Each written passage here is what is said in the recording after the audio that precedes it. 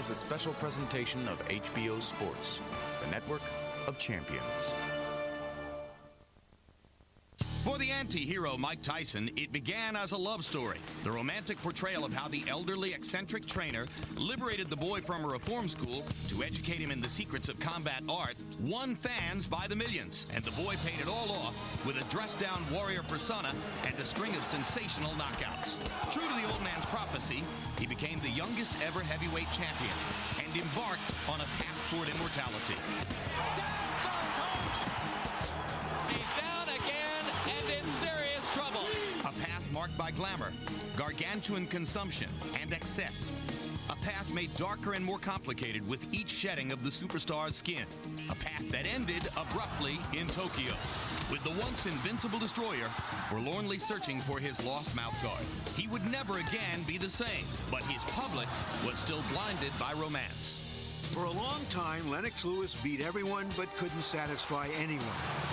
Despite many dominating performances, Americans considered him too cautious, especially for a big man, and, well, too British, the un-Tyson. Self-inflicted wounds when he arrogantly let his guard down years apart to two Buster Douglas-class opponents, Oliver McCall and Hasim Rahman, weren't fully healed by emphatic revenges. The judges who gave him a draw when he clearly beat Evander Holyfield seemed to be reviewing him, not the fight. Through it all, Lewis kept getting up and getting better, determined to be recognized as the best of his time. And that could only happen if he fought Mike Tyson, and nothing would stand in the way of that quest. So last Saturday night, the faded shell of the former Comet met the less spectacular Solid Citizen for the heavyweight championship and for ultimate superiority in the three-man round robin they have shared with Evander Holyfield. When Mike Tyson confirmed his instability at a bizarre press conference, major boxing states denied him a license. So a heavyweight championship fight became an outlaw event that wound up in the home of the Blues, Memphis, Tennessee, which wanted an economic jolt and a party. In the end, conventional wisdom dictated the conclusion of the saga. Lennox Lewis's victory was more than just the final coronation of the best heavyweight of his era. It was the emphatic triumph of excellence over exhibitionism, of competitiveness over carnal pleasure, of substance over style. It was the definitive destruction of the myth of Mike Tyson, and a statement on Lewis's now lofty place in the history of heavyweight boxing.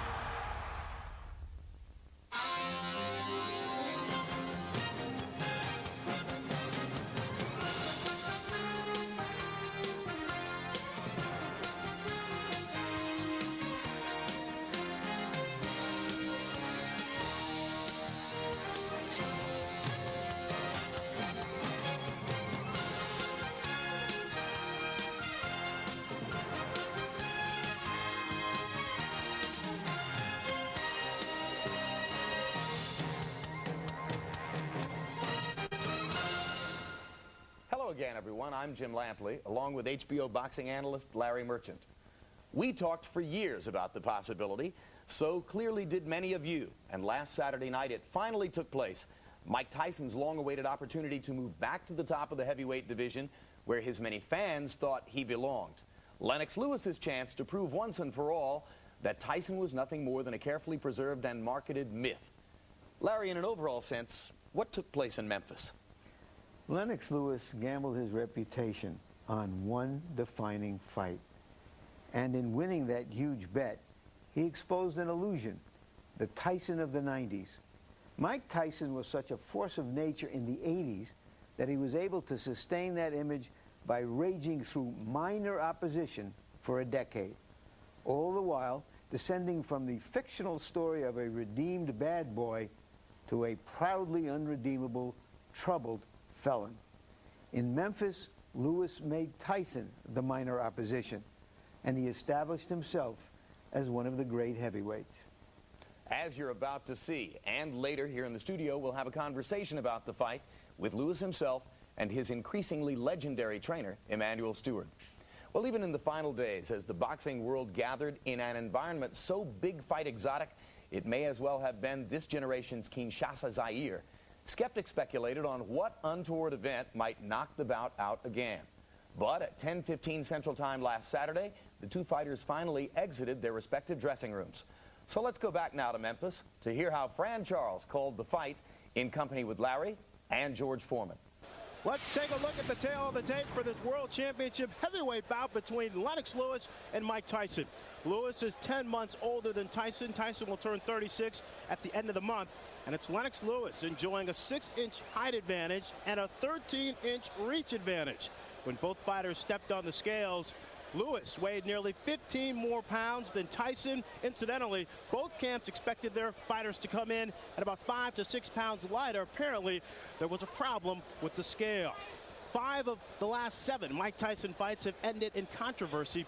Rules of the bout now with unofficial ringside scorer Harold Letterman. And now, Lennox Lewis and Mike Tyson will fight for 12 rounds using the rules of the Association of Boxing Commissions. There is no standing 8 count, no 3 knockdown rule. Only the referee can stop the fight. In case of an accidental headbutt, we go to the scorecards after 4 rounds have been completed, and you cannot be saved by the bell in any round, including the 12th and final round.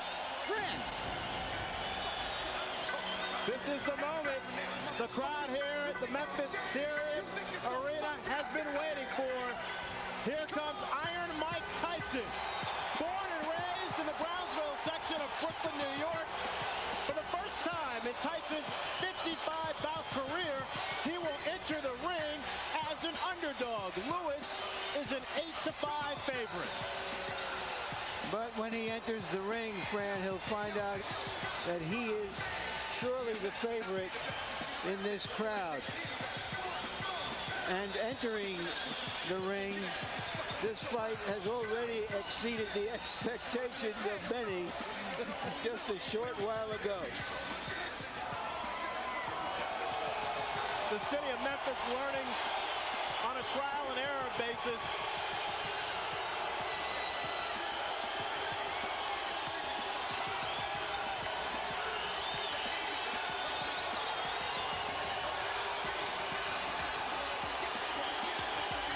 Tyson is the underdog because Lewis is the champion and because Lewis has fought more formidable opposition.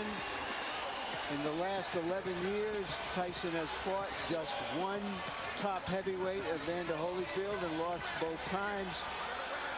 And yet he has the style and the punch to make all that seem like rhetoric. Vintage Mike Tyson on his way to the ring.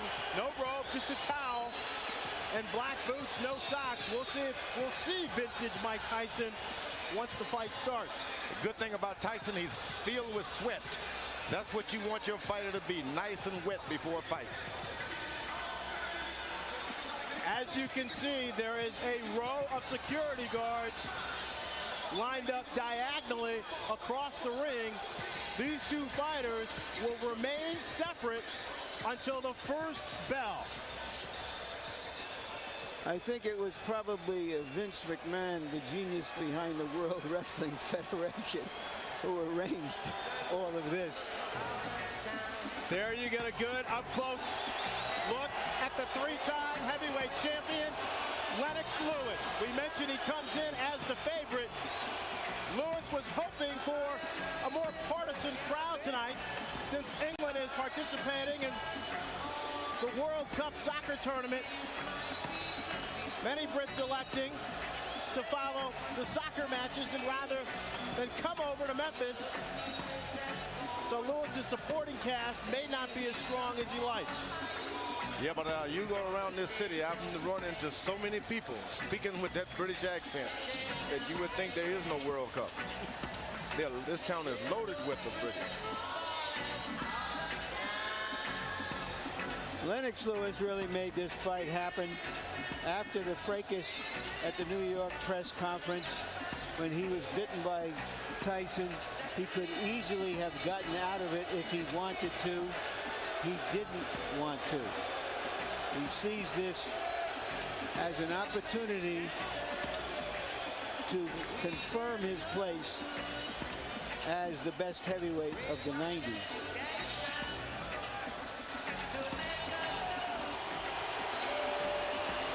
This is a somewhat illicit fight in the sense that all the big boxing states didn't want it, and all of this security adds to that sense that this is a kind of an outlaw fight.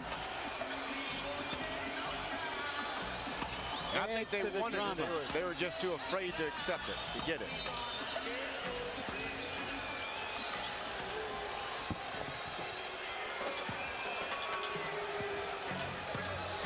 You cannot fault the planning. Everything coming off without a hitch as the fighters enter the ring. The heavyweight champion of the world now will go to his half of the ring.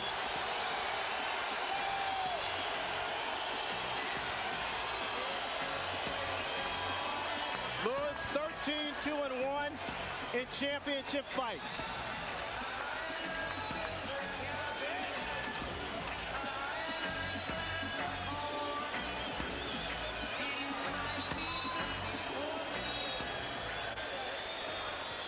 On this unique occasion for boxing, we have not one ring announcer but two. Let's send it inside now to Jimmy Lennon Jr. and Michael Buffer. Ladies and gentlemen, a very good evening to you, ladies and gentlemen, and welcome to the Pyramid in Memphis, Tennessee. It is time for our historic night of boxing and our long-awaited, much-anticipated featured bout of the evening.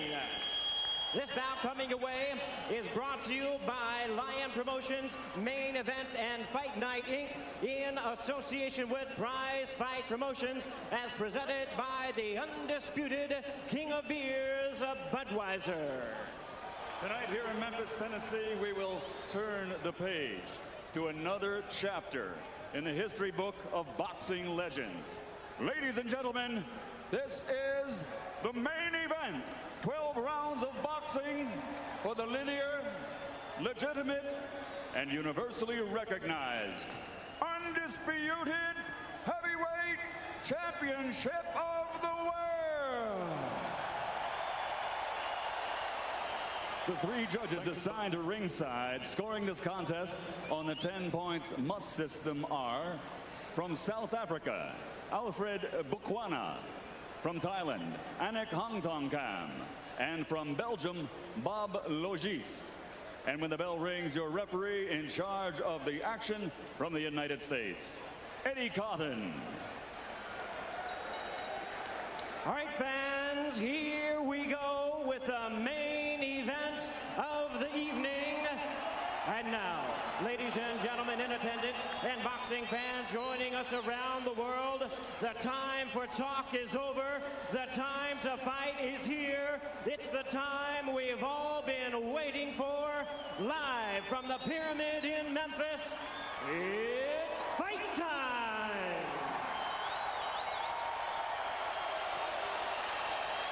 Introducing to you first the challenger. On my right, he is fighting out of the blue corner, entering the ring wearing his traditional solid black trunks and hailing from Catskill, New York. He weighed in at 234 1/2 pounds with a record of 49 wins, 3 losses, 2 no contests. He has 43 big wins coming by way of knockout. Here is the youngest man ever to win the heavyweight title, currently ranked the #1 contender by the WBC. Please welcome tonight's challenger, the explosive 2-time heavyweight champion of the world, introducing the one and only Iron Mike Tyson.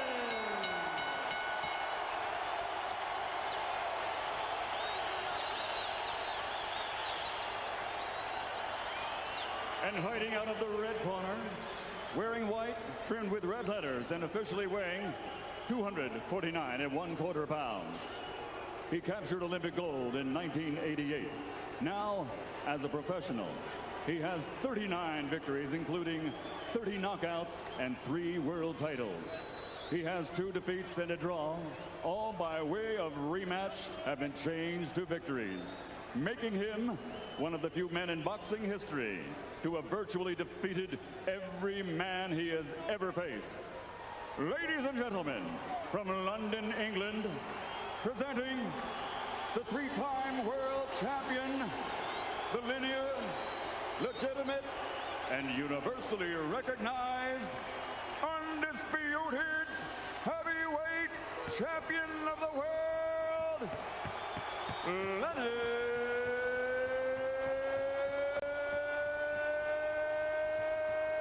Lewis.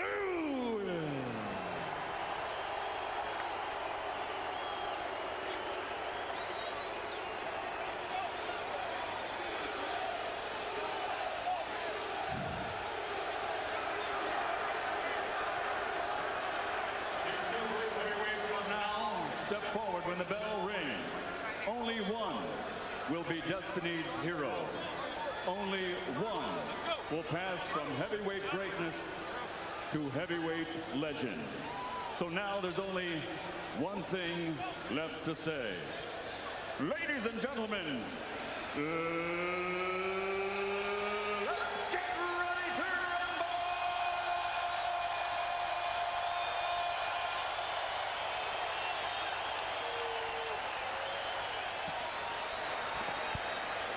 We've had two announcers.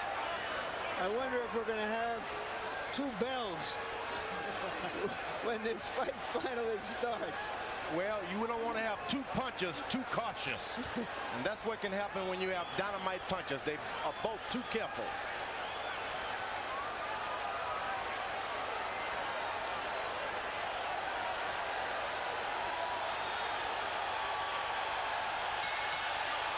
We're underway. Lennox Lewis and Mike Tyson for the heavyweight championship of the world.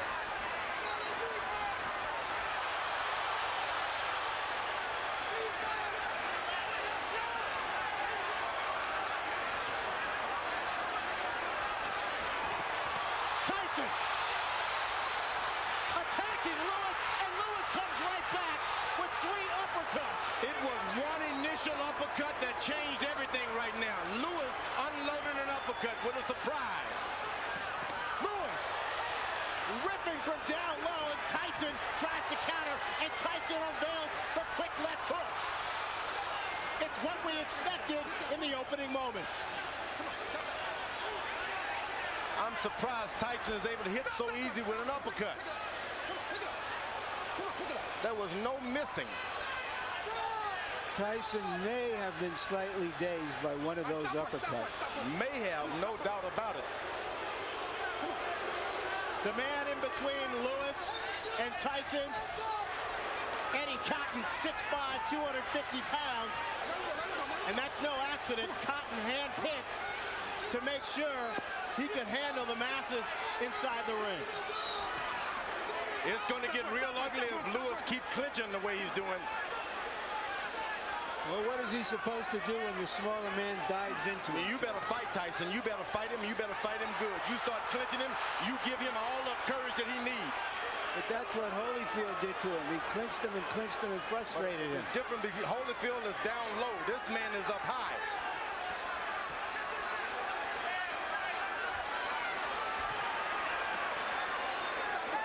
A good short right hand inside by Lewis. Now, Tyson is looking at the referee already. Tyson with a rap to Lewis's midsection. That's what Castillo Amato specialize in. Go to that body, go hard. Then make a man afraid of what's going to happen on top. Go hard to the body.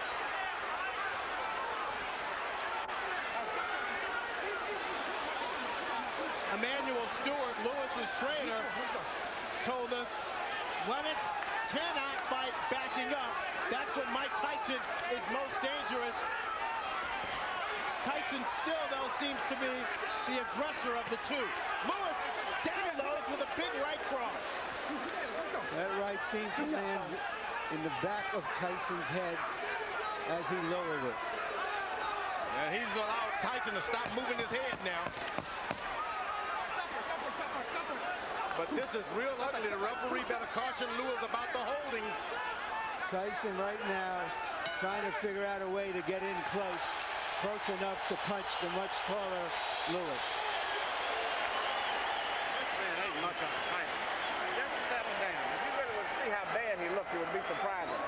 Settle down, get yourself together, start working your jab. You took all of the anger and slowed him down already by wrestling and tying him up. Okay? Just take your time. Don't let him fight the fight that he's trying to make you fight. Take your time, get to work at your jab. If you hit him with the right hands and uppercut. Just slow down. Maybe two. If you can get two in, that's fine, okay? But don't let this guy try to tire you out. Relax yourself. I'm telling him. Just stay cool. We hollering at him, okay? Okay, just relax yourself, baby. That was a good round. You won the first round, okay? Double jab like we worked on, step up, control the second jab. You got this Every time you get one. Now look, start using your face now. He's trying to load up with his right hands on that. He can try to come on top first and then uppercut, okay? Be fast, baby. Be fast. Tyson is paying some attention to his corner, which is something I didn't expect. Let's go. Jabs will be very important throughout the fight. Lewis landed, throwing 23. Tyson throwing 3. And now Eddie Cotton warns Lewis. That's going to be hard for him to stop doing because Emmanuel Stewart has given Lewis the permission to keep holding and tying him up. He's not doing it out of desperation. He's doing it out of instructions. Lewis with a big right uppercut.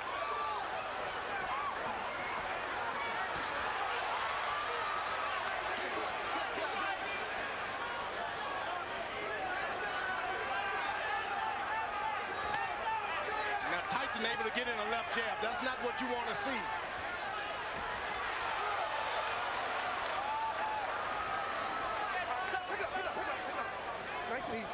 Come on, pick it up.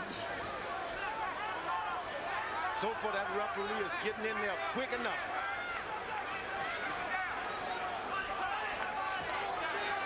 Lennox Lewis pushed Tyson away that time. That's what you got to do. Push him away. Lewis seems to be concentrating on firing his right hand with uppercuts. There's another one. And right afterwards, a hold. Go to corner. Mike, go to corner, go to corner, go to corner. He's holding. No, stop holding. You're holding. All right, you got to stop holding. Come on, let's go. All right, let's go. Let's stop holding. All right, go. Eddie Cotton asserting his power in the ring. Lewis unloads with another right uppercut. Get out. Tyson's only got in one body punch.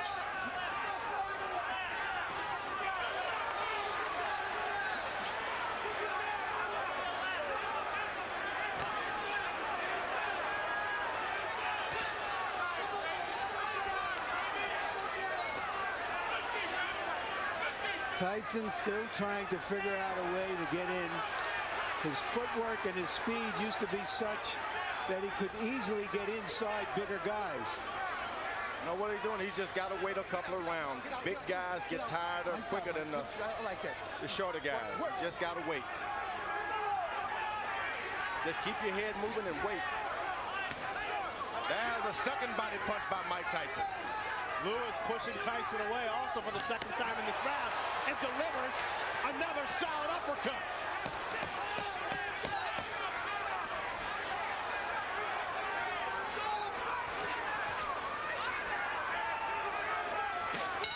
But it's Lewis.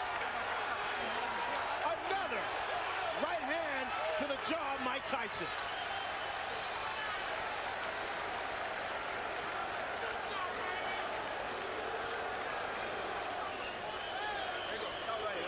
Okay, look, champion, look, listen to me.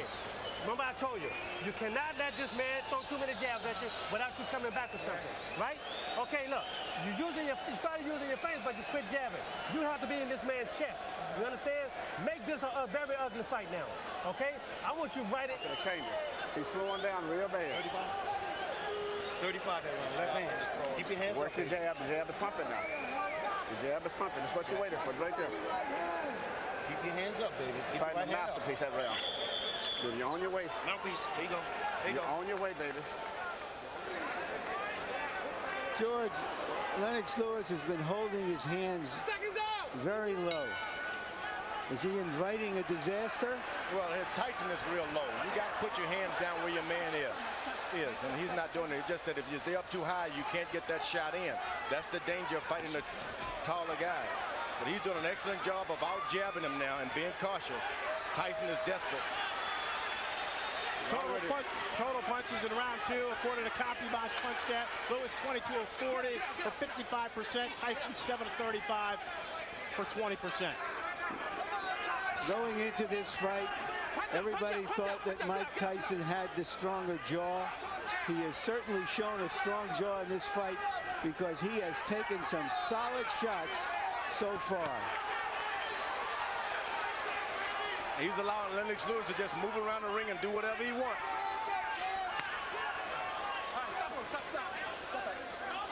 Tyson's got to start throwing his jab to Lennox Lewis's chest and stop trying to hit his head.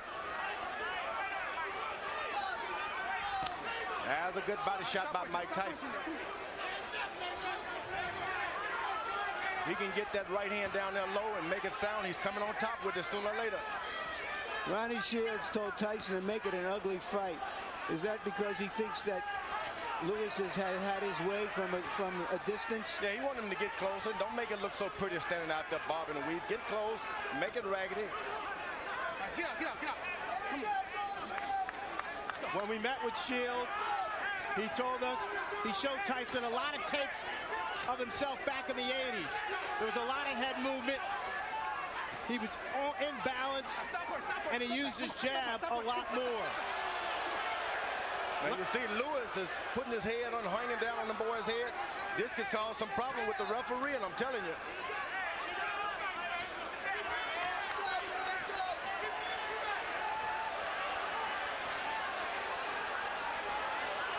Excellent jab by Lewis. And a hold. This starts working on the back when a guy keeps leaning on you. Whoa! Music by Tyson. Tyson comes up with a surging left hook. And there's a cut on the right eye of Tyson, it appears. And they butted head there for a second.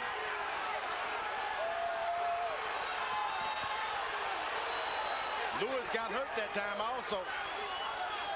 Tyson blinking with the blood in his eye.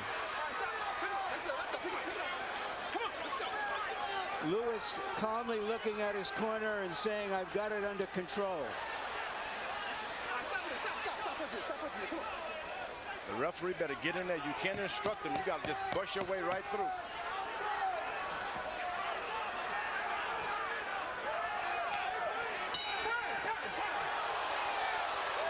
Dr. Ira Trocchi in Tyson's corner will go to work on that cut. Listen to me. Tyson, get his nose. Now look, listen to me. Okay, Mike, you're fine, Mike. You got to relax Give me yourself. a towel to wipe him. Give me a towel, give me a towel, give me a towel. You're relaxed, you're relaxed. Okay. Nice and relaxed. Now, Mike, look, listen to me. Now, look, you let this guy have his way on the outside. You understand? Don't let this man have his way on the outside. You got to be close to this man. You understand? You got to stay close. When you get close, shoot your uppercuts and go to the body with this man. Okay? Use your feet. He can't deal with nothing coming to him. This fight's gonna deal with it if you do. You sit down and get yourself together.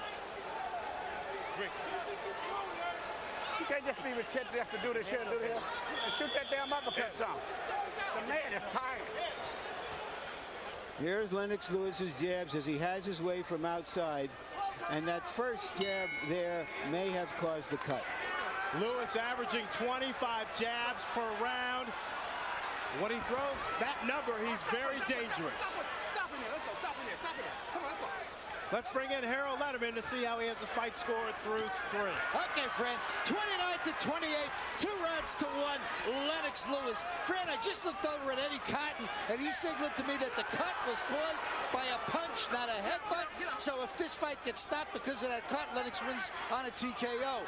In the first round, I thought Mike Tyson did a nice job getting inside, but in rounds 2 and 3, just like you saw right there, Lennox stood on the outside, used that jab, and came up with some nice, solid right uppercuts. At this point in the fight, the bad boy of boxing is getting spanked by Lennox Lewis,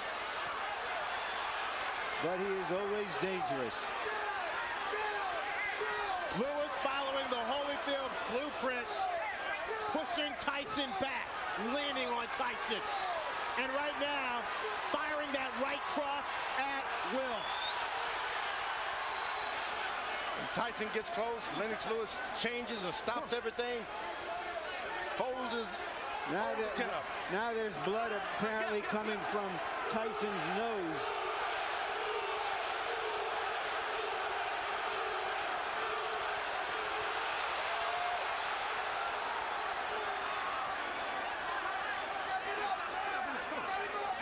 The difference tonight is too much holding for Tyson. This guy's done too much holding. Lennox Lewis has been holding too much. George, he's also been punching the crap out of him. Tyson doesn't even know where he is about now. Better get desperate. Lennox Lewis told us that no matter what, Ronnie Shields spent 8 weeks teaching Mike Tyson in Maui during his training camp, that as soon as he got hit, he would revert to his natural instincts. And we see less bobbing and weaving and less jabbing from Tyson, and Lewis measuring up. You know, Tyson is picking up the energy from this crowd. They're pulling for him, and sometimes when you're beaten, that's enough to bring you back in the picture. You know, there is an arrogance about Lennox Lewis that allows him to drop his hands sometimes, and no matter how hurt and slow Tyson is, he is a dangerous puncher. Lewis leads on Tyson, connects with a right hand. Tyson goes down, but Eddie Cotton says no knockdown. The force of Lewis on Tyson's back. Why wasn't that a knockdown, George? Looked like a knockdown to me. Looked like a clear knockdown. And Eddie Cotton now taking the point away from Lennox Lewis.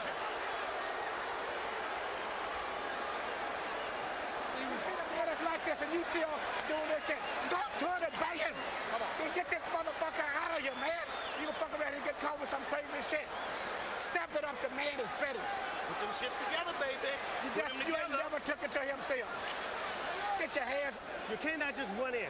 The right hand is down. When he jab, throw the right hand and no hook behind it. Okay? Just give me a deep breath, champ. Okay? You can give me another round like that. Stay alert, champ. There's a right hand. Oh, but he leans on him too much. That's what and he leaned on him. But that's not a foul, George, yeah, is it? You got look. But why is that a foul? Back. But he's on his back. He's leaning on his back. He hit him with a good right hand, but what's all the leaning and that's what the referee did a good job. So far, Lennox Lewis seems to be fighting Tyson and the referee, in my view. Lewis throwing 39 punches, connecting on 27 for 69% in the fourth round. Tyson 5 of 27. Tyson is just hoping for one good shot. One good shot. Emmanuel Stewart told Lennox, keep your hands up. Here's the guy who's not trying to jab anymore. He's not trying to win points. He's just looking for one shot, and Lewis, that long jab stops anything. Stop punch. Come on, let's go. Get up. Eddie Cotton with his hands on both fighters' chests as he pushes them away.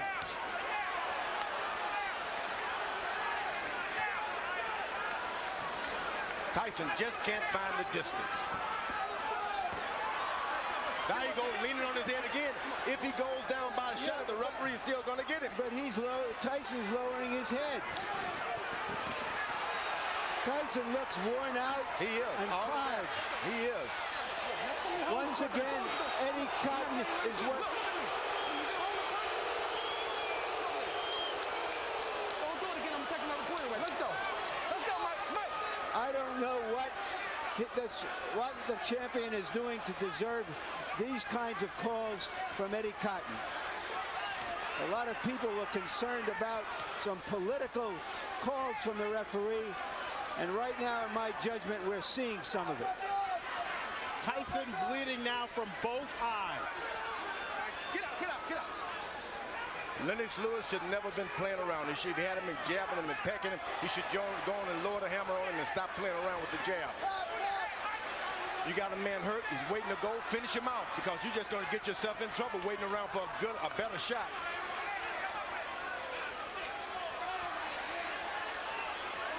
Tyson is out of the fight. You don't want to let him back in the fight. Nice job. Step back. Come on, champ. Stay alert. Stay alert. He blocked that uppercut. Lennox Lewis is playing around too much. Put the right hand on the man.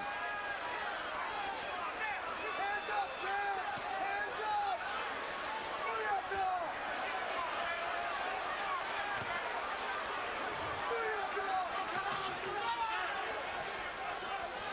When you play around a lot, that's when you get hurt. He's winning his fights hand down. Just won't throw that power shot. Lewis going almost exclusively to the jab here in this 5th round, looking for opportunities to set up his right. Now Tyson jabs right back. A big round for Lewis.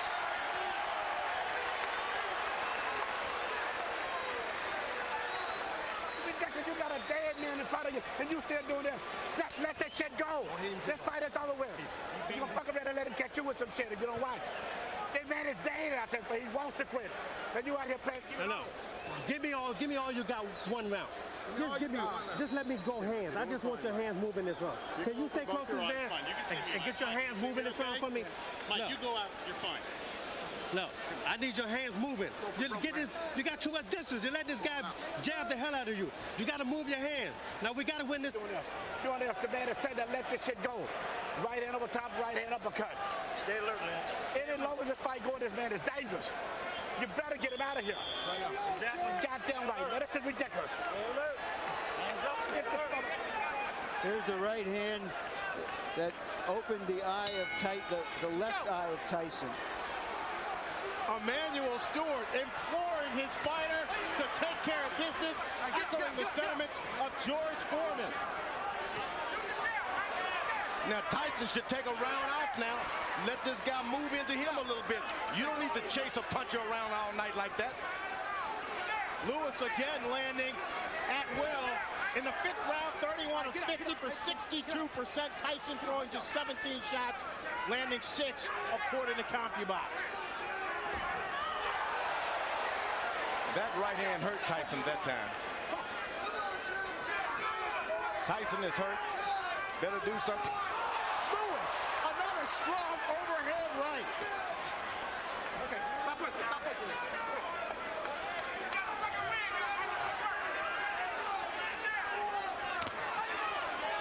Get up. Lewis is he's cuffing. He's not dropping his head at all. Keeping his head up high, so Tyson, no matter how hard he throws, he can't reach up there. That's right. That's what you don't want to do, is start bending low so that guy can hit you with those right hands.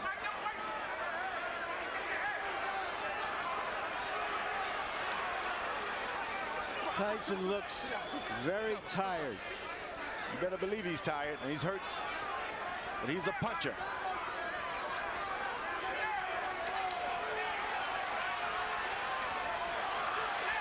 Just 19 rounds of boxing for Mike Tyson in his 6 previous fights over the last 5 years.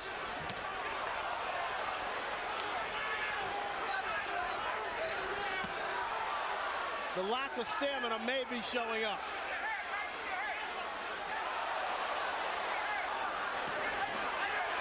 Good punch that shook Lewis. But it's a punch that should never have happened. If he listened to his corner and gets this fight over, he doesn't get punched at all. Lennox Lewis shouldn't be getting punched at all. I thought that might have been Tyson's best shot so far, but Lewis took it. Oh, and he brought something back too. Swelling now developing under the left eye of Lennox Lewis.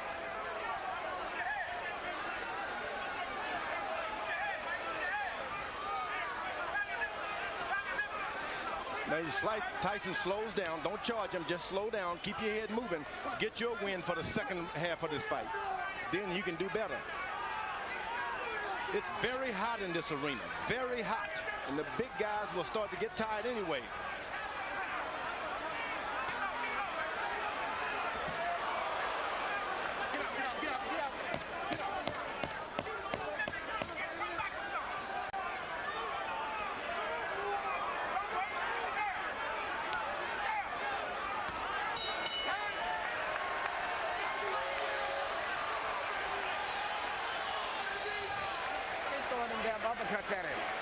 He can't get away from him. Keep shooting uppercuts. What is this coming up? 7-8. There's no way this man should be in here this long. And the longer he's in here, the dangerous it is. You keep working the jab, but you got to add to it. Every time you hesitate, you start to throw the shot, then you hesitate. Let the stop go. The man ain't that dangerous. Finish the shot, go in. And come back with your right hand. You understand? Let your hands go. That's all we're telling you to do right now. Everybody can't talk in the corner. You can do it. One at a fucking time. You can do it. Listen, Mike, don't worry about it. be fast. You understand me? Fast. Lewis has been throwing right hands, and Mike Tyson has been eating them.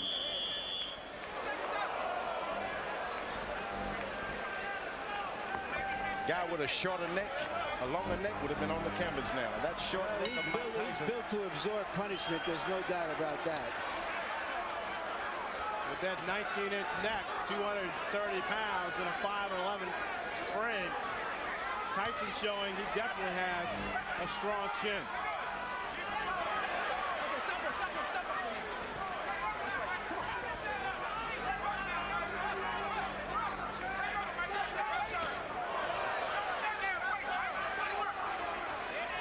Remember, Tyson has not been able to land one straight right hand yet. It's still there waiting. Still there waiting.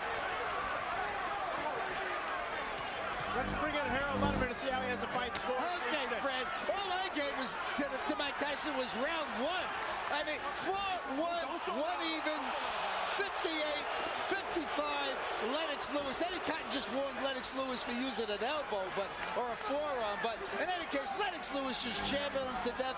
A word about that round 4. The judges can't call it 10-8 because Cotton said no knockdown, so it becomes 10-9. Since he took away a point from Lennox, it becomes 9-9, which is why I have, one round even in this fight. So 58-55, Lewis.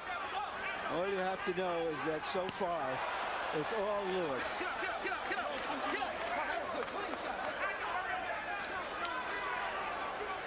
Now, Fran, you're getting a little experience on how they work in the big times. It's jab, jab, and the referee moves in. Now, it doesn't seem like there's anything on Tyson's left hand anymore. The referee, no matter how many times he pushes him away, he just doesn't have the power now. Lewis, clearly the aggressor inside the ring. Using his 250-pound body to exert force on Tyson. Get out. Come on, get out. Nobody would have given Tyson this much credit to just stay in there no matter if the fight is not going his way. He stayed in there, so that's a lot more than we expected from Tyson. He's staying in there. He's bleeding. He's bringing the fight to Lewis. Hasn't backed away at all.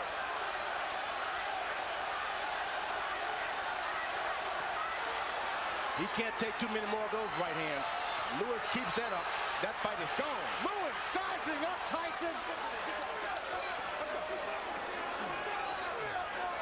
This is by far the worst beating Mike Tyson has ever taken. It's batting practice for Lennox Lewis now. One fastball after another. He hits him and then still leans on him. I don't know why. I wonder what all those people who think of Tyson as the Tyson of 10 and 12 years ago are thinking now as they watch him absorb this punishment almost without any return. They tune in for a fight and they're getting one. This guy's not quitting. He's not doing anything. Look, you understand? Listen to me. You're fighting for the heavyweight championship again. You understand? Not many people can do that. You understand? Now look, I'm not going to sit out there and just let you do this. You understand? You have to throw your punches. You understand? For God's sake, you have 2 hands. You understand? Just let your hands go. Yes, you can. No, let your hands go. I want your hands to move. You done took this guy's best shot. This guy got nothing for you. The guy you took his best shot. This guy's getting tired. It's time for you to go to work, brother. Come on, man. Go to work. You train hard. George, you called it batting practice. That's what it is. And this is the time maybe your corner should come in and rescue your fighter. It's not going to get any better for him.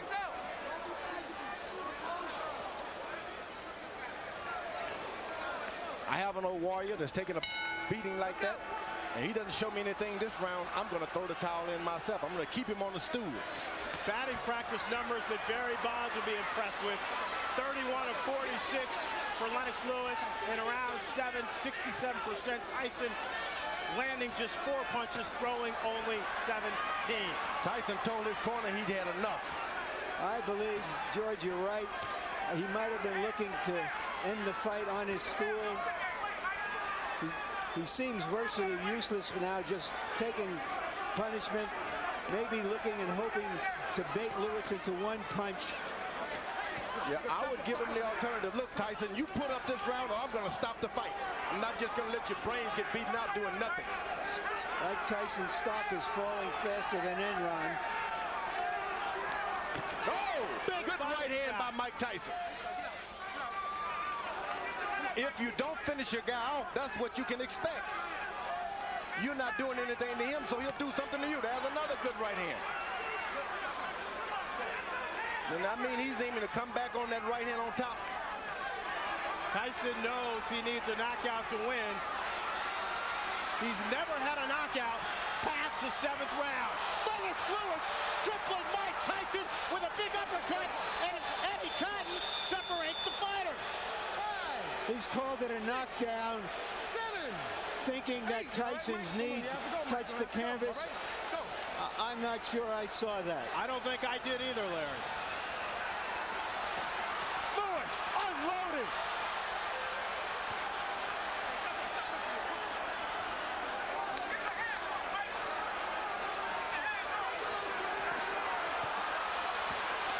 Lennox Lewis trying to finish off Mike Tyson with 1 minute left in the 8th round.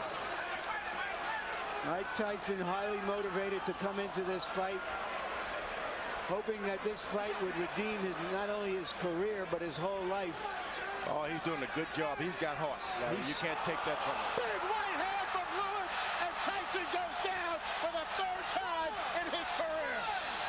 6, 7, 8, 9. It's over. Lennox Lewis cements his legacy as one of the best heavyweight champions of this era. Nobody should be able to, there's no one in the world can take that from Lennox Lewis now.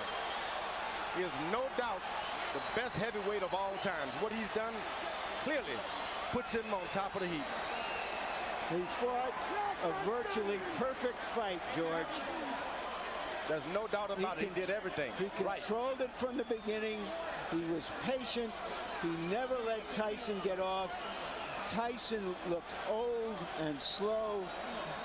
And you know, George, when you look back at history, at fighters like Tyson, from Dempsey to Marciano to Frazier, all of those fighters retired at the age of 32, and they were near the end of the rope at the age of 30. This type of fighter has to put so much effort into fighting the way he does that it's hard to sustain it. Where the boxer punchers like Joe Louis and Muhammad Ali, even Lennox Lewis and Larry Holmes, all were able to fight closer to their mid-30s. It doesn't require that kind of maniacal conditioning to fight that fight. And we just saw a masterpiece of a boxer puncher in Lennox Lewis tonight. All I can say is that's right. Larry, here's the first knockdown. The knees clearly don't touch the ground. Yeah. Seems to me Eddie Cotton did his best to make this a more even fight than it was. But Lennox Lewis made it an uneven fight. And when you got the power and the reach, it's hard. Here's a knockout right on the chin. But that was just the coup de grace. It had been preceded by a tremendous amount of punishment. George, you talked about power. How's this? 15 of 19 power shots for Lennox Lewis, 79% in the 8th and final round. I'm telling you, this guy, he's a smooth operator and powerful operator. What can you say but 1, 2, 3, and all that? Lennox Lewis wanted this fight. to prove that he was the best heavyweight of the 90s. This, in effect, was the last big fight of the 20th century. Let's send it into the ring now for the official particulars.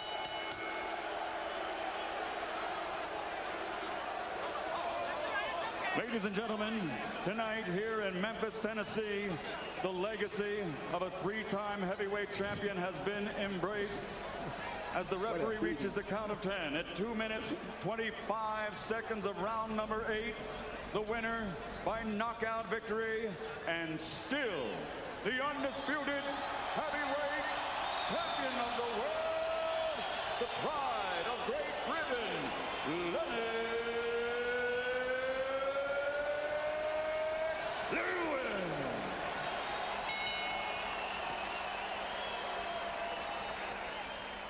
So the boxing match itself was anticlimactic, an execution rather than an explosion.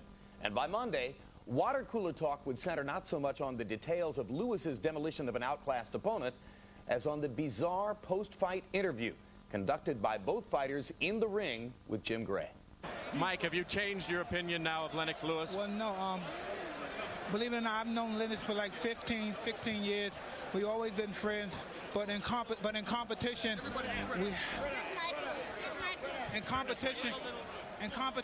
best man has to win. We have to do everything we can. I'm happy for him to give me a fight. The payday was wonderful. I really appreciate it. And if you could be kind enough, I'd love to do it again. I think I could beat you if we try one more time. Mike, what gives you any indication that you could beat him after this performance? And was it a lack of quality opponents going into this that hurt you? I explained before I needed 2 more fights or 3 more fights to fight him. But I believe if I would have took that route, the fight probably would have never happened.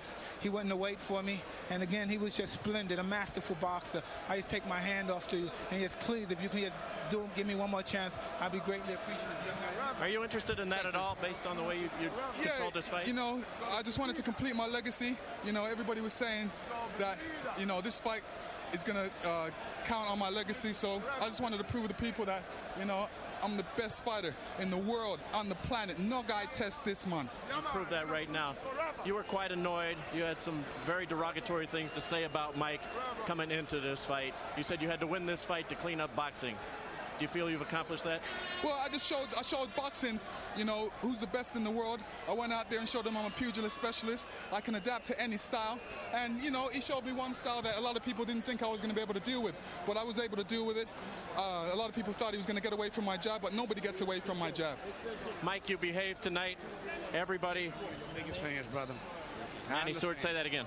I was telling Mike, I'm still one of his biggest fans. He's given me so many thrills, man. You know, go back to Roderick Moore, you remember? My friend Roderick. Yeah, I know, it's a long time back. Mike, you've given all of us a lot of excitement. Most exciting heavyweight in the last 50 years. Thank you very much. It was just beautiful. I'm just so happy you gave me a chance. Nobody wanted to give me a chance. Don King didn't want to give me a chance. I'm just happy someone gave me a chance. I don't know what it is. You still can punch. Thank you very much. Champ and Mike, how sorry are you guys that this fight did not occur many years ago when you were at your best and probably you weren't quite as old either? Well, you know, the funny thing about that is, you know, heavyweights mature at different times. I would say Mike Tyson matured at 19. Nothing was standing in his way at that time. He ruled the planet at that time. But I'm like fine wine. I come along later on, and, you know, I learned my art, and I went along, just took my time, and I came along and just ruled. I'm ruling now. Mike, are you sorry this fight didn't take place years ago? It wasn't meant to be. I've known Lennox ever since he was 16, 15 years old. I have mad respect. Everything I said was in proposition for promoting the fight. He knows I love him and his mother, and I know if he thinks I don't have respect and don't love him, he's crazy. So you're saying a lot of the behavior, Mike, is just to sell tickets, and that doesn't represent your true feelings? Well, he knows who I am, and he knows I'm not disrespectful. I respect this man as a brother. He knew me ever since his friend Bernie and Cuss were together, and he knows I have the much respect for him. Like I said before, he's a magnificent, a prolific fighter, and he should continue fighting. I would just love for him to give me another shot. How important was it for you tonight, Mike, to come out here and be a sportsman and behave in the ring? Oh, no, it was very, but I said I love and respect him too much to do anything disrespectful to him. And he knows that. And for him to think that is absolutely crazy. About 30 minutes after that surreal piece of theater, in an interview I did myself in Tyson's dressing room, the beaten star seemed to have changed his mind about a rematch. Mike, I want to start by saying that I've never been more impressed with you as a sportsman than was the case tonight. You fought a clean and honorable fight, and you were utterly sportsmanlike in the ring afterward. Were you conscious all night of the fact that you were on your best behavior? Not really, but he's a gentleman. I knew going in this fight I wasn't fighting a dirty fighter, and the reason I conducted myself like that because the fighters I fought, both Norris and Holyfield, I believe they fought me a little dirty, and I just sometimes I overdid it sometimes and took it to the next level and made it so apparent and overt that I had the reputation of a dirty fighter, and it's okay. You know, I've been through a lot with Don King and these guys, and it just really transformed my behavior and my conduct. But things are going well now, and he has fought a wonderful fight. This guy there's no way I could ever be. He's just too big and too strong, and he just fought he's a very consummate fighter, and I just appreciate him giving me a shot to fight for the title. That's honorable respect. I think we all knew that in order to beat him, you would have to be fast, you would have to throw combinations, you would have to go to the body and do all the things that made you so great back in the late 1980s. Why weren't you able to do it? He had hurt me early, and I was just trying to keep the pressure. And he has kept me hurt from the early to the end of the fight. But he was fighting great, and he just basically wore me down. Is his right hand the biggest punch you've ever felt? No, I just couldn't see it. You know what I mean? I just couldn't see it. I could take a great shot. I just couldn't see the punch. Mike, there's a great moment in the ring after the fight when during the post-fight interview you very tenderly reached out and wiped blood from Lennox's cheek while he was answering a question. Deep in your heart, do you feel as though he's your friend? No, I've been friends with him for 15 years. You know what I mean? We're just like, you know, I fly pigeons, right? And this is a good equation. These pigeons live with each other for 10 to 15 years, right? But when I throw feed down, they kill each other to get it. And it's the same way with fighters. We love and respect each other, but we're like mercenaries. We need that money. You know, we need to be the best. You know, I mean, money means nothing. I mean, money means nothing sometimes, but sometimes greatness is even more important than money. The contract calls for a rematch, although Lennox has the right to take another fight before doing so. If, in fact, the rematch takes place, what will you do differently?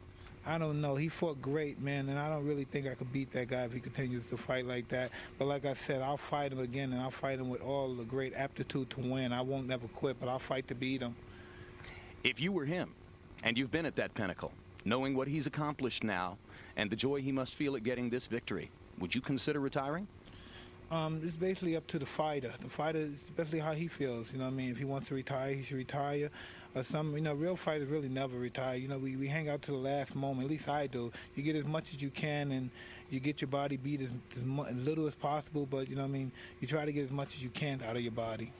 One last question. Even though you were beaten, did it feel good? Was it satisfying to be back at the top of the division, in with the best, instead of fighting guys like Nielsen and Francis and Savarese? I'm just happy to be talking to you, even though you said things. And I know this whole game is basically a political beast. And I'm just happy to be talking with you, Bobby Ches, Jim Brown. It was just happy seeing you guys across the table. Hey, baby, be a good boy, okay? You're going to talk to these guys one day. This is Miguel Tyson. Yeah, he's going to be a great fighter one day. I want him to be a fighter. You know? He's already throwing punches with the right hand, Mike. Come on, be a good boy. You'll be nice, okay? Say hi to Jim Lampley. Hey, we were happy to have you back too, Mike. Thank you very much. Thanks very much. That last shot revealing to you Tyson's 1-month-old son, Miguel, whom he held in his arms throughout the unusual interview. Tyson's chastened post-fight behavior engendered plenty of sympathy, mine included, as you saw. But former Tyson manager John Horn made a salient point a couple of days later when he was heard to ask, how do you think Mike would have acted if he had gotten lucky and won the fight? Larry, was the sudden good guy stuff from Mike an epiphany of some sort, or just another con job? Big news. Mike Tyson behaved like a human being. Maybe Lennox Lewis' tough love did it. Or maybe it's the start of a new big con. The humble, low-testosterone Mike Tyson, who no longer wants to eat his opponent's children or stomp on our testicles or grab every woman. He'll do whatever it takes. He is a survivor. So where does Mike go now? Antarctica would be good. But coming off an event that generated up to $150 million, he'll get more chances if he wants them. Fight a few more setups to convince his hardcore fans that he has, yes, rededicated himself, but the sand has run out of his hourglass. At 36, he's ancient for his type of aggressive fighter. The only major fight he can win now is his $100 million lawsuit against Don King. An entirely pertinent point, because one fight which has been mentioned for Tyson is a possible third matchup with Evander Holyfield, and since Holyfield is promoted by King, a settlement would be necessary for that. Well, if the striking post-fight role reversal was one measure of the totality of Lewis's victory, here's yet another. CompuBox PunchStat numbers showed Lewis landing nearly 4 times as many punches as his challenger.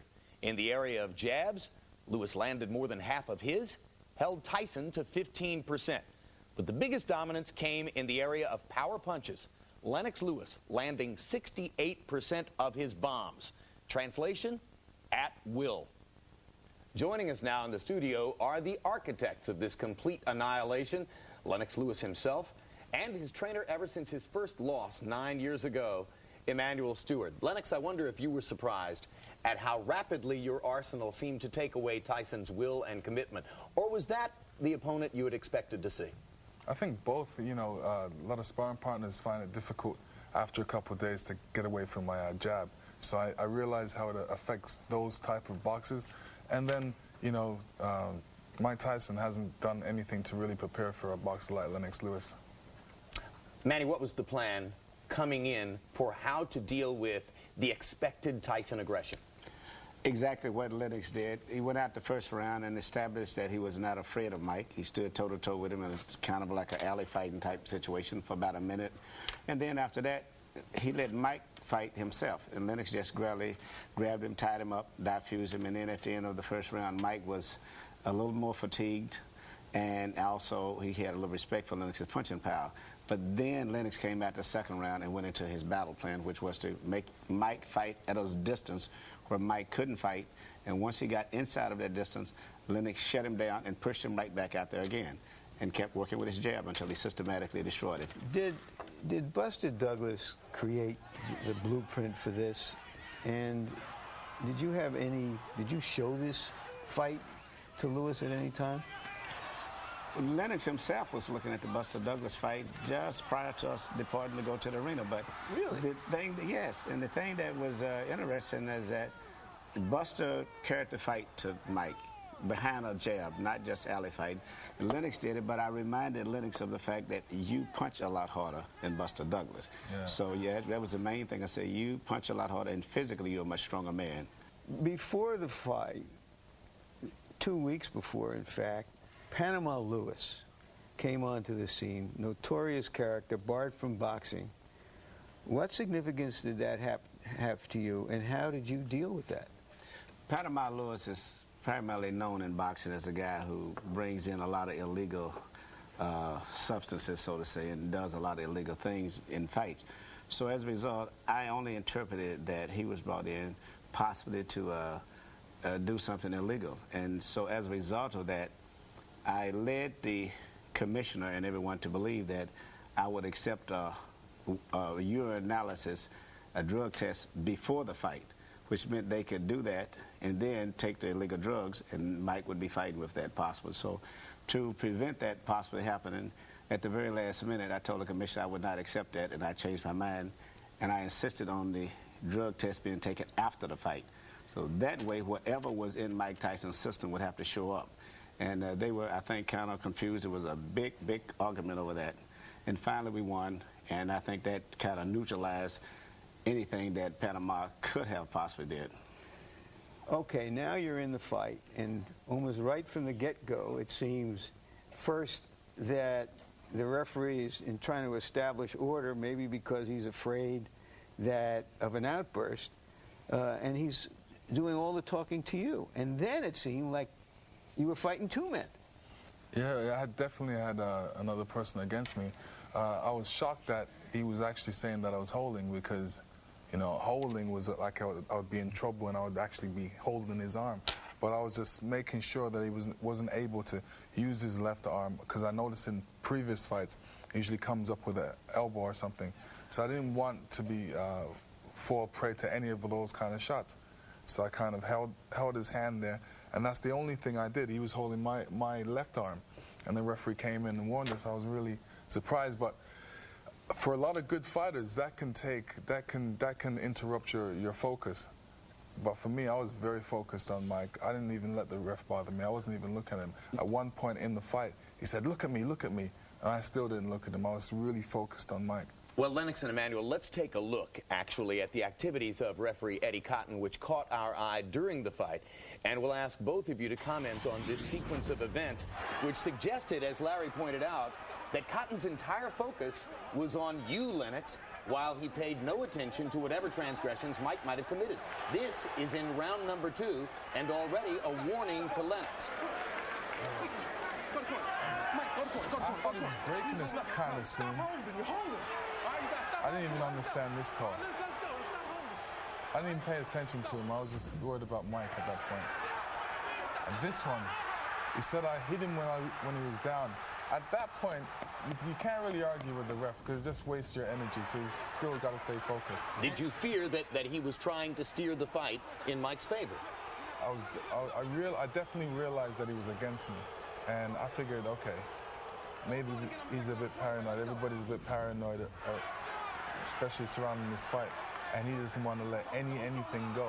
What is that warning right there? That warning was a push-off, and I don't know what he was doing. At this point, I was very concerned because I threw a punch, and I thought he was going to warn me again for hitting him when he was down. Yeah, and look, he wasn't even down. It was like he was giving Mike Tyson a chance to recover when he was about to be knocked out. Yeah, I don't think he liked me.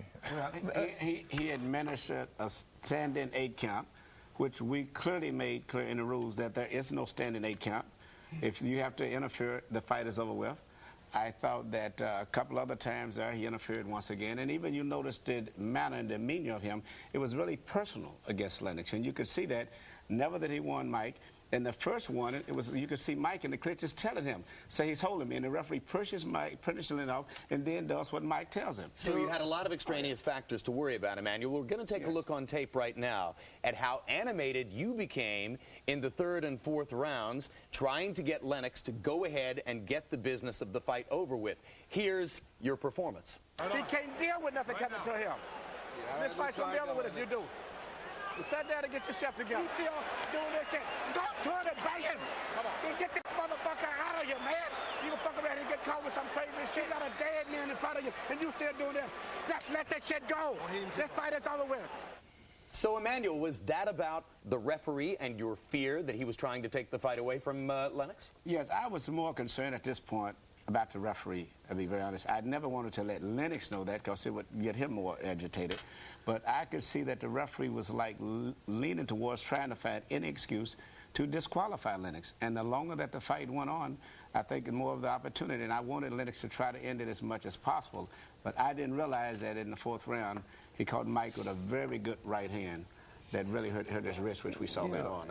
And to put more emphasis on this, Jim, there were conspiracy theories in midweek before the fight that just such a scenario could unfold for various political reasons.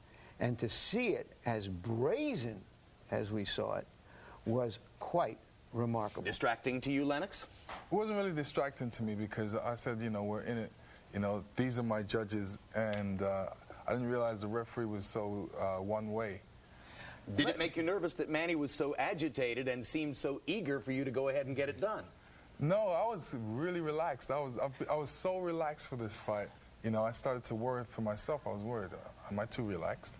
You know, and then when I seen Emmanuel so animated in the corner, and I'm saying, he's really hyperactive. So, but I was still cool. I was still cool. I felt really relaxed and positive. So, let's talk about the future now. I know you're still basking in the victory, the one that you yourself called a defining moment, and really you risked almost like your reputation for your entire career on one fight, which is a pretty bold thing to do. Everybody says, well, it would be the right time story-wise, romantically, for Lennox Lewis to walk off into the sunset. What are your thoughts? My thoughts is I'm definitely listening to everybody, and you're right. I am still basking in the victory, and I haven't really decided. In some sense, I'm saying the people still haven't seen the best of me. Well, it's the perception of a lot of general media and some of us in boxing media too that for the moment you've cleaned out the division. But I know there are a couple of fights down the road, and one question people have asked is, would you consider fighting young Vladimir Klitschko, who seems to be emerging as the heir apparent? I would consider fighting anybody, Well, the two names that come up are Klitschko, because there'd be a lot of money in it, particularly from foreign television. So, yeah.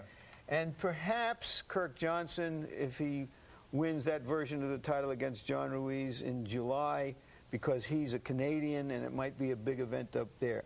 I think both boxers are great boxers, and there would be great fights for me. But I would knock them both out. Lennox, Emmanuel, thank you both for coming in and spending time with us, and congratulations again on a great performance. Thank you. Our privilege. Well, because of the outcome, Memphis probably saw the last command performance gathering of what has become known in boxing simply as the Tyson crowd. In the days before the fight, they turned old Memphis out, dramatically outnumbering Lewis rooters who had left behind the comfort of World Cup television to make the pilgrimage. Here's a look through the lens of a 16mm film camera at what Fight Week looked like with a theatrical bent.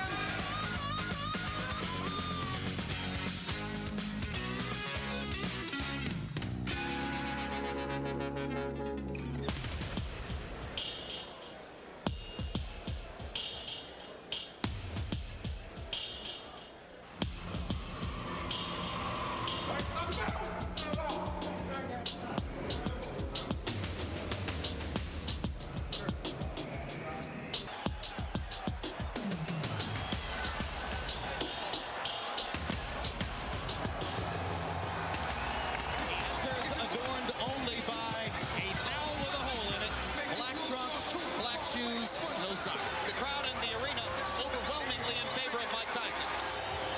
What's happening in this arena is a mark of disrespect to a guy who's won the heavyweight championship 3 times. And Lennox Lewis steps between the ropes. Boxing fans, the moment we've all been waiting for is here. It's Rumble on the River. Only one will pass from heavyweight greatness to heavyweight legend.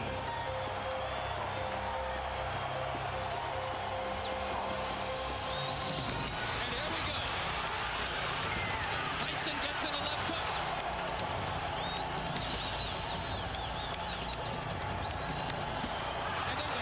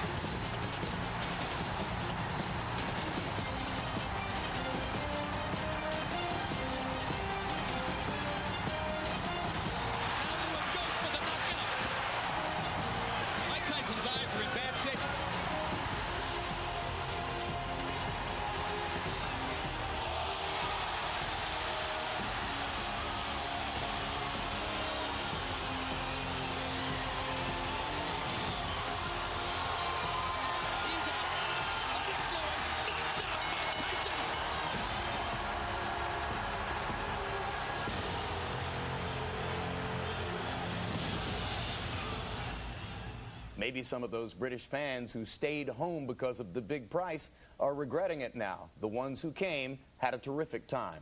And far be it from anyone in boxing to ever suggest there's a moral lesson to be taken from the sweet science. Most fighters and their trainers just want to win.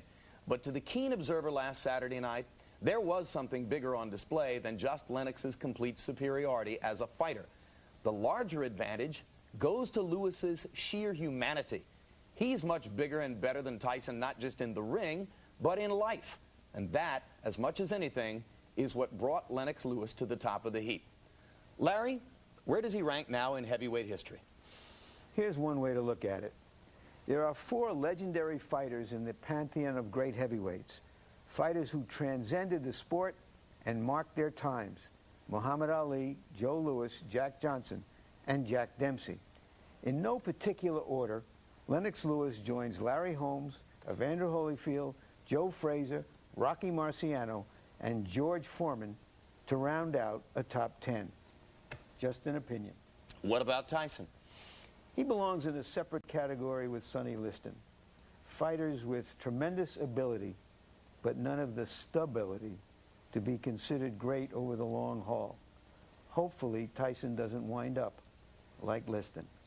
All right, thanks a lot, Larry. So we saw it once. Will we see it again? Maybe. But in the eyes of most experts, if you wonder what would happen in a rematch between Lewis and Tyson, just envision the fight you have just seen and think about it being shorter. Larry and I want to thank you very much for being with us and look forward to having you again in the future on HBO Boxing. June 22 on HBO pay-per-view, the rematch of Eric Morales and Marco Antonio Barrera. Their first meeting was 2000's Fight of the Year. June 29, Vladimir Klitschko makes his return, fighting Ray Mercer. Klitschko looking to make a major statement and looking down the road toward heavyweight champion Lennox Lewis. July 20, also live on HBO, another fascinating rematch. Welterweight champion Vernon Forrest faces the man he upset in January, Shane Mosley. And on HBO June 25, look for Real Sports with Bryant Gumbel. You'll see Muhammad Ali's most revealing interview in years as he talks with renowned interviewer David Frost. Do you think that the Parkinson's that you've got was caused by boxing? If boxing caused by Parkinson, 1 million people are boxers. June 18, HBO's acclaimed documentary series Sports of the 20th Century brings you 3 Seconds from Gold. An inside look at one of the most controversial moments in Olympic history, the 1972 Olympic basketball final between the United States and the Soviet Union. You can't put time back on the clock. Only God can do that. 3 Seconds from Gold, premiering June 18, only on HBO.